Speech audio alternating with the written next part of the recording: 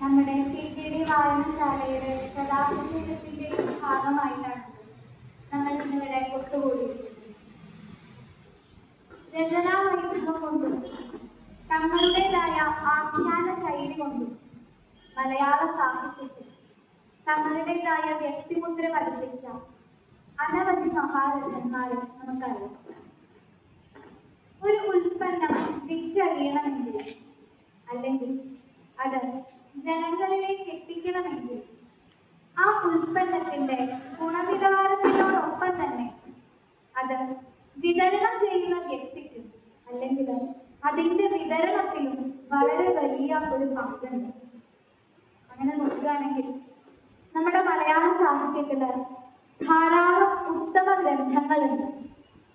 അവയെല്ലാം ഒരു വിതരണക്കാരൻ എന്നോണം ഓരോ ഗ്രാമങ്ങളിലും ചെന്ന് അവിടെയെല്ലാം ഗ്രന്ഥശാലകൾ സ്ഥാപിച്ചു വായനയുടെ പ്രാധാന്യത്തെപ്പറ്റി ജനങ്ങളെ ഉദ്ബോധിപ്പിച്ചു. വായനാശീലം വളർത്താൻ വേണ്ടി അഹോരാത്രം പ്രയത്നിച്ച മഹത് വ്യക്തിയാണ് TN പണിക്കർ. അദ്ദേഹത്തിന്റെ ദീപ്തമായ ഓർമ്മകൾക്ക് മുന്നിൽ ആദരാഞ്ജലികൾ അർപ്പിച്ചുകൊണ്ട് തുടങ്ങി. അവതരിപ്പിക്കപ്പെടുന്ന പ്രമേയങ്ങളും ആഖ്യാന ശൈലിയും മാറ്റം കൈവരിച്ചുകൊണ്ട് അഖിൽ പി ധർമ്മജന്റെ റാം കെയർ ഓഫ് ആനന്ദിയിൽ വരെ എത്തി നിൽക്കുന്ന ഇന്നത്തെ കാലഘട്ടം കേശവദേവന്റെയും അദ്ദേഹത്തിന്റെ കൃതികളുടെയും പ്രസക്തി എന്താണ്? നമുക്കറിയാം, ജയിച്ചവരുടെ ഒപ്പം നിൽക്കാനും ജയഭേരി മുഴക്കിക്കൊണ്ട് അവരുടെ ഒപ്പം നടക്കാനും ധാരാളം ആളുകൾ ഉണ്ടാവും. എന്നാൽ തോറ്റവരുടെ ഒപ്പം നിൽക്കാനും അവരുടെ പ്രശ്നങ്ങൾ മനസ്സിലാക്കാനും അന്നും ഇന്നും ഇനി എന്നും വളരെ കുറച്ച് ആളുകളെ ഉണ്ടാവുള്ളൂ. അവിടെയാണ് കേശവദേവന്റെ കൃതികളുടെയും അദ്ദേഹത്തിന്റെയും പ്രസക്തി. അദ്ദേഹം എപ്പോഴും തോറ്റവരുടെ ഒപ്പം നിന്ന് അവരുടെ പ്രശ്നങ്ങൾ മനസ്സിലാക്കി അവരുടെ ആവലാതികളും അനുഭവങ്ങളും തന്റെ തൂലികയിലേക്ക് ആവാഹിച്ചു അത് ജനങ്ങളിലേക്ക് എത്തിക്കാൻ വേണ്ടി മുൻപന്തിയിൽ നിന്ന ഒരു വ്യക്തിയായിരുന്നു.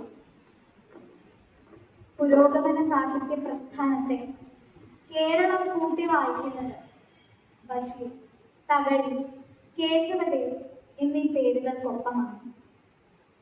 സ്വാതന്ത്ര്യാനന്തര ഇന്ത്യയിലെ സാഹിത്യ മുന്നേറ്റങ്ങളിൽ വളരെ പ്രധാനപ്പെട്ടതും സമൂഹത്തിലെ താഴേക്കിടയിലുള്ളവർക്ക് വേണ്ടി തൂലിക എടുക്കുക വഴി സാഹിത്യത്തെ ജനപ്രിയമാക്കി മാറ്റുകയും ചെയ്ത പുരോഗമന സാഹിത്യകാരന്മാർ മുതലാളി, ജന്മിത്വം, പട്ടിണി, ദാരിദ്ര്യം തുടങ്ങിയ പ്രമേയങ്ങൾ തങ്ങളുടെ കൃതികളിൽ ഉൾക്കൊള്ളിച്ചു.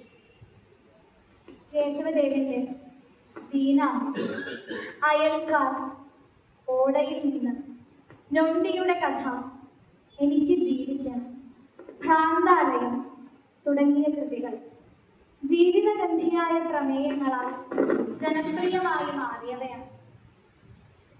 മറ്റ് എഴുത്തുകാരൊന്നും അധികം ശ്രദ്ധിക്കാതെ പോയിരുന്ന വിഷയങ്ങളാണ് അദ്ദേഹം തന്റെ കൃതികളിൽ ഉൾക്കൊള്ളിച്ചിട്ടുള്ളത്. എപ്പോഴും മറ്റുള്ളവരുടെ വിഷമങ്ങളായിരുന്നു അദ്ദേഹത്തിന് അലട്ടിയിരുന്നത്. അങ്ങനെ മറ്റുള്ളവരുടെ വേദനയിൽ അലിയുന്ന മനസ്സും ഇടത് ആശയങ്ങളോടുള്ള ആഭിമുഖ്യവും അദ്ദേഹത്തെ അധ്വാന വർഗത്തിന്റെ എഴുത്തുകാരനാക്കി മാറ്റി. നോവലിസ്റ്റ്, ചെറുകഥാകൃത്ത്, തൊഴിൽ പ്രസ്ഥാനത്തിന്റെ പ്രവർത്തകൻ തുടങ്ങി പല മേഖലകളിൽ പ്രവർത്തിച്ച അദ്ദേഹം ആധുനിക കേരളത്തിൽ സാമൂഹ്യ പരിഷ്കരണമാണ് വേണ്ടത് എന്ന് വാദിച്ചു. അദ്ദേഹത്തിന്റെ ആദ്യ നോവലായ ഓടയിൽ നിന്നിലെ കഥാപാത്രമായ പപ്പുവിനെ പോലെ തന്നെ സ്വന്തം ജീവിതത്തിൽ ഇക്കാരിയും അലിവുള്ളവനുമായിരുന്നു അദ്ദേഹം. തിന്മയെ ശക്തമായി എതിർത്ത അദ്ദേഹം തന്റെ ആത്മകഥയ്ക്ക് നൽകിയ പേരും എതിർപ്പ് എന്നായിരുന്നു. 1904 ജൂലൈ 1 പറവൂരിലെ കെടാമംഗലത്ത് ജനിച്ച കേശവപിള്ള യുക്തിവാദങ്ങളിൽ ആകൃഷ്ടനായിക്കൊണ്ട് ജാതി മത ചിന്തകൾ മാറ്റേണ്ടത് അനിവാര്യമാണെന്ന സ്വയം ബോധത്തോടുകൂടി തൻ്റെ പേര് കേശവദേവ് എന്നാക്കി മാറ്റി. അദ്ദേഹത്തിന്റെ ആദ്യത്തെ നോവലായ ഓടയിൽ നിന്ന് പ്രസിദ്ധീകരിക്കുന്നത് 1930-ലാണ്. വായനക്കാരിൽ വലിയ കോളിളക്കം സൃഷ്ടിച്ച ആ പുസ്തകത്തിന് ശേഷം 20ഓളം നോവലുകളും 16ഓളം ചെറുകഥാ സമാഹാരങ്ങളും അദ്ദേഹം എഴുതിയിട്ടുണ്ട്. ഗദ്യം, നിരൂപണങ്ങൾ, നാടകങ്ങൾ, നോവലുകൾ, ചെറുകഥകൾ തുടങ്ങി എഴുത്തിന്റെ ഒരുവിധം എല്ലാ മേഖലകളിലും തന്റെ പ്രാഗൽഭ്യം തെളിയിക്കാൻ അദ്ദേഹത്തിന് സാധിച്ചിട്ടുണ്ട്. കേരള സാഹിത്യ അക്കാദമിയുടെ പ്രസിഡന്റ്, സാഹിത്യ സഹകരണ പ്രസ്ഥാനത്തിന്റെ പ്രവർത്തകൻ തുടങ്ങി പല മേഖലകളിലും സേവനമനുഷ്ഠിച്ച അദ്ദേഹം 1983 ജൂലൈ 1 നമ്മോട് വിട പറഞ്ഞു.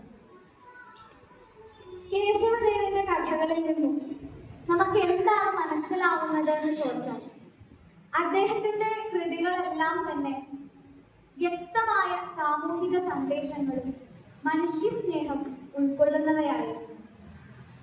സമൂഹത്തിലെ അനീതികൾക്കെതിരെ ശക്തമായി പ്രതികരിക്കാനും അന്നത്തെ കാലത്ത് സമൂഹത്തില് താഴ്ന്ന നിലയിൽ എന്ന് കരുതിയിരുന്ന കർഷകര്, തൊഴിലാളികള്, അവരുടെയൊക്കെ ജീവിതം തന്റെ കൃതികളിലൂടെ ചിത്രീകരിക്കാനും അദ്ദേഹത്തിന് സാധിച്ചു. നിസ്സാരമെന്ന് തോന്നുന്ന കാര്യങ്ങൾ പോലും അദ്ദേഹം തന്റെ കൃതികളുടെ പ്രമേയമാക്കി. സാധാരണക്കാരുടെ അനുഭവങ്ങൾ തന്റെ തൂലികയിലൂടെ വായനക്കാരിലേക്ക് എത്തിച്ചു.